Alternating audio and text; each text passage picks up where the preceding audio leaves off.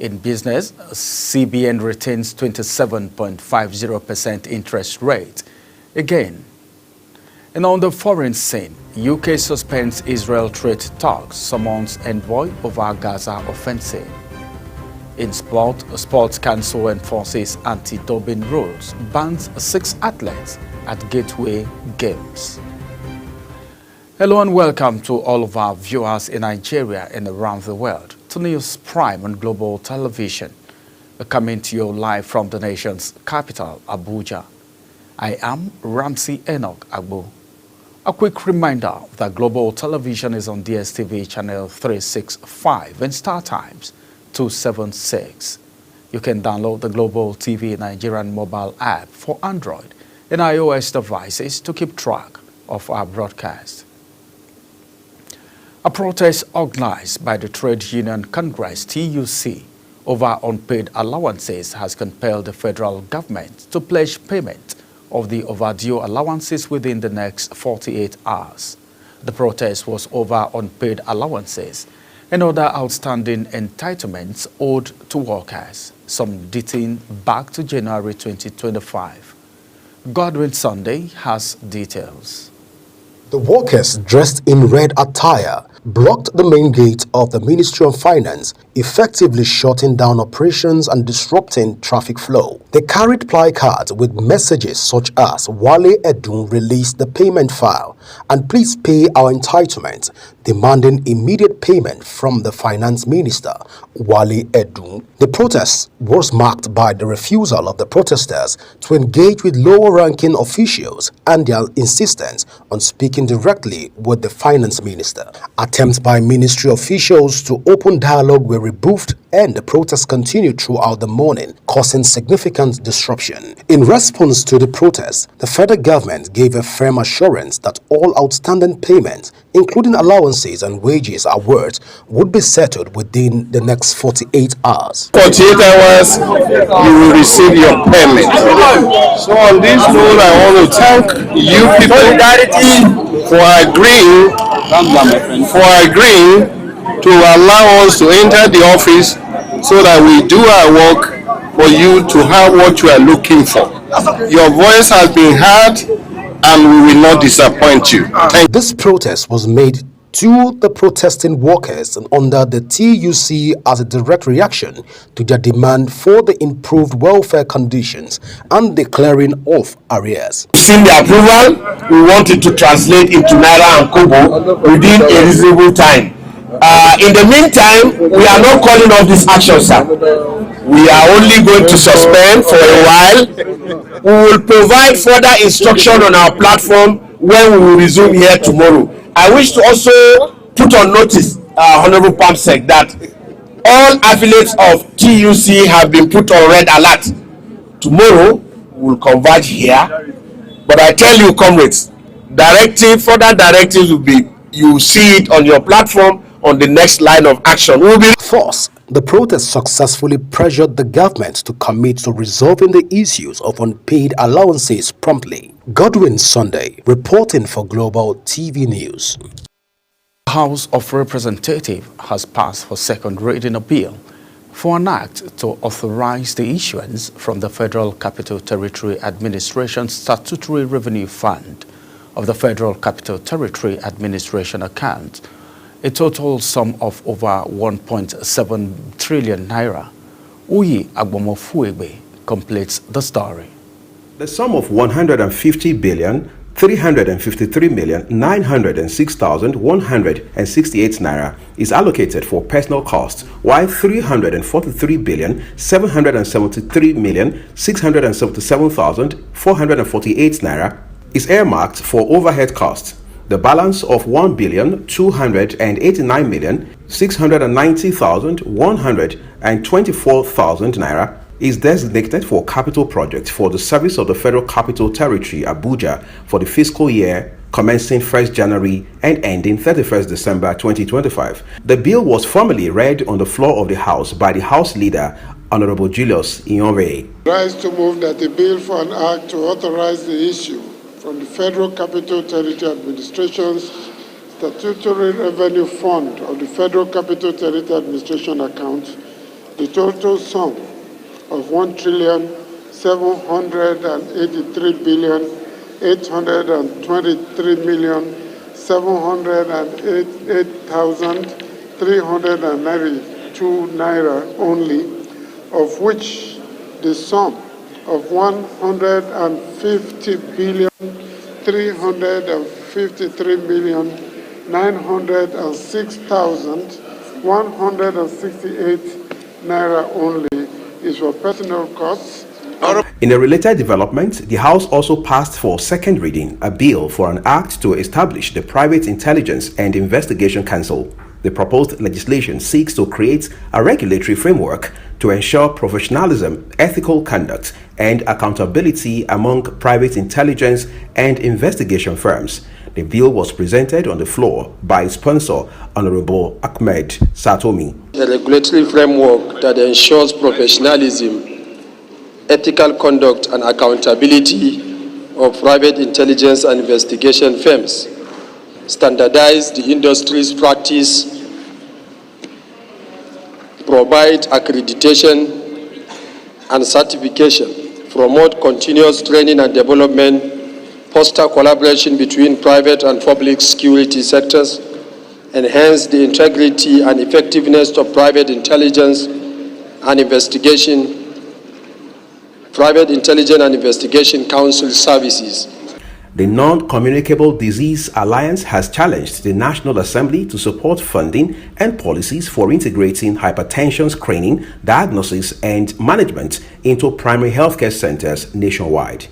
At an advocacy visit to the House of Representatives, the group of healthcare professionals also asked for a dedicated budget line for hypertension and other non-communicable diseases.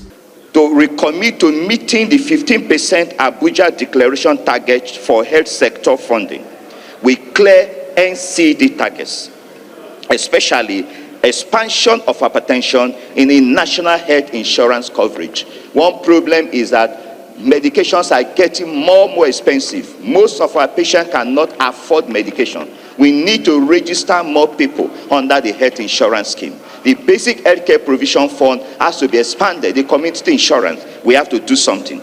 Uyi Agmofwegbe reporting for Global TV News. Tech organization Budget Nigeria says it has uncovered over 11,000 projects worth 6.93 trillion naira allegedly inserted by the National Assembly in the 2025 budget. The organization disclosed this in a statement published on its official X handle, describing the development as a deeply entrenched culture of exploitation and abuse led by top-ranking members of the National Assembly. President Bola Tinubu had on December 18, 2024, presented an appropriation bill of 49.74 trillion naira to the National Assembly for the 2025 fiscal year, up by 80.96% from the initially proposed 2024 budget. The Nigerian Senate has approved a bill to amend the National Assembly Service Pension Board Act 2003 for its second reading. The Senate leader, Senator Bamidele Okpeyemi, the bill's sponsor, presented it in the Senate floor, emphasizing that the legislature seeks to reform the pension system for National Assembly members by reinstating a contributory pension scheme. Our correspondent was there with his story. To the contributory pension scheme by ensuring a transparent and accountable system, to reintroduce gratuity payments that fairly compensate retirees for their service, aligning with best practices in pension management, to restructure the composition of the governing board to eliminate potential conflicts of interest and enhance governance transparency. Supporting the bill, Senator Barau Jibrin and Tahir Monguno highlighted its significance and timely nature, noting that it will establish a framework beneficial to the National Assembly staff. Having a workable pension scheme. Once you know you have workable pension scheme, you are okay, it will help you by the time you leave. Why are you going into corruption? You won't go into corruption. you will be you will be contented. That contentment will be there. They stressed that the bill is essential for ensuring the long-term sustainability of the pension system for National Assembly personnel and for aligning it with best practices. One of the best ways in order to encourage civil servants to contribute their widow's mite and their best while in service is to guarantee their future, is to ensure that by the time they retire, they will not be exposed to the vagaries and vicissitudes of economic and social problems that is in the larger society. In his remarks, President of the Senate, Godswill Akpabio, decried the existing inappropriate pension scheme, which has adversely affected the work staff.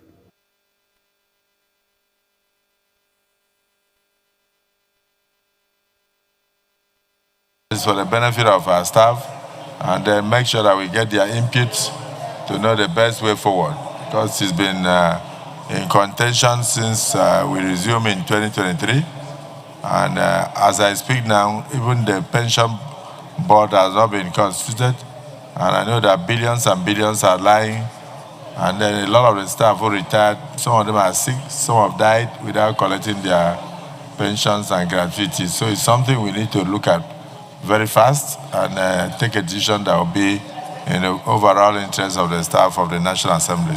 The bill now awaits its third reading and further deliberations before it can be enacted into law. Ramsey Enoch Agbo reporting for Global TV News. The Nigerian Air Force has signed a memorandum of understanding with the Brantford Roden-Chantala Center for a joint research, innovation, training, and redeployment of artificial intelligence applications. The memorandum was signed at the International Colloquium, which is part of an activity marking 61st anniversary of Nigeria Air Force held at its center in Abuja. Kikelomo Okere reports. Speaking at the event, the Chief of the Air Staff, Air Marshal Hassan Bala, emphasized that the colloquium is a strategic milestone in line with his command's philosophy, which is to transform the Nigerian airplane force into an agile and resilient force that effectively meets the air-power demands of national security in all operational environments. It says the Memorandum of Understanding is the foundation of a strategic partnership to harness the power of space science and artificial intelligence for the enhancement of the national development and security. These initiatives reaffirm space technology as a cornerstone of our national agenda, driving economic diversification, strengthening intelligence capabilities, and reinforcing sovereign resilience in an increasingly complex global landscape. It is against this backdrop that this colloquium becomes more than just a bilateral engagement, but a convergence point for national synergy in line with Mr. President's renewed hope agenda for a prosperous Nigeria. Earlier, while welcoming the guests, the Chief of Communication and Information System, Air Vice Marshal Sulaiman Usman, says the event further underscores the Chief of the Air Staff's strategic intent to develop and sustain optimal operational effectiveness in the Nigerian Air Force by continually collaborating with relevant strategic partners that will contribute significantly to collective pursuit of harnessing cutting-edge technologies to address Nigerian pressing security challenges. The International Colloquium on Leveraging Artificial Intelligence for Effective Utilization of Space Technology for Enhanced Operations is one of the major activities marking the NAFA 61st anniversary celebrations. We gather here today at a critical moment in history, characterized by technological advancements in the midst of global security challenges. The event, which brought together leading minds from Nigerian aerospace, defense, academia and technology sector, as well as global experts from United Kingdom, was more than a ceremonial highlight. It marked the beginning of a transformative partnership and AI to advance national security, intelligence and economic resilience. The colloquium featured key presentation, and each session addressed how data-driven technologies and real-time space capability can revolutionize modern warfare and intelligence framework. Kike Lomo Okeri, Global Television News. The Nigerian Navy says it has continued to maintain round-the-clock situations awareness of Nigeria's maritime domain, extending the limit of the execution economic zone through maritime domain awareness facilities. The Chief of Naval Staff, Vice Admiral Emmanuel Ogala, who was represented by the Chief of Policy and Plans, Rear Admiral Ibrahim Dewu, stated this while addressing journalists on the forthcoming 69th anniversary of the service. Defense correspondent Kike Lomo Okere has details. Navy Week is an annual event held to commemorate the establishment of the Nigerian Navy as part of the Armed Forces of Nigeria on June 1, 1956. The Chief of the Naval Staff, Vice Admiral Emmanuel Ogala, who was represented by the Chief of Policy and Plans, Rear Admiral Ibrahim Dewu, explained that the Falcon Eye and Regional Maritime Awareness Capacity System have enabled early detection and swift response to incidents within Nigerian maritime environment. This has ensured Nigeria maintained its zero piracy status in the International Maritime Bureau Piracy Rating. In furtherance to this, the Nigerian Navy has taken the initiative to ensure that the entire Gulf of Guinea is free of piracy and other maritime crimes. It further reveals that in order to enhance the operational activities in the maritime domain, the service has taken delivery of 3 new patrol vessels and 3 newly acquired helicopters, which will be commissioned during the Navy Week. It further reveals that a total of 215 suspects and 26 vessels were arrested, while 468 illegal refining sites were deactivated in 2024. He added that an estimated quantity of 6.5 million liters of stolen crude oil and 7 million liters of illegal refined automated gas oil were seized and appropriately handled. The new patrol vessels are NNS Shere, NNS Faro, and NNS Ikogosi. All 3 vessels are about 38 meters long with an endurance of 5 days. 2 of the vessels were acquired from Singapore and 1 from South Korea, and they all arrived in Nigeria in December 2024. These vessels will serve as seaward defense boats within Nigeria's littorals up to the 24 nautical miles contiguous zone.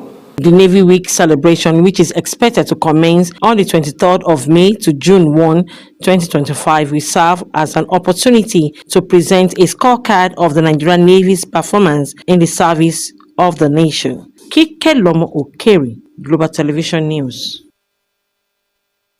You're watching the live broadcast of News Prime. When News Prime returns, CBN retains 27.50% interest rate again. Details coming shortly, plus foreign and sports stories on the other side of this break. Stay with us.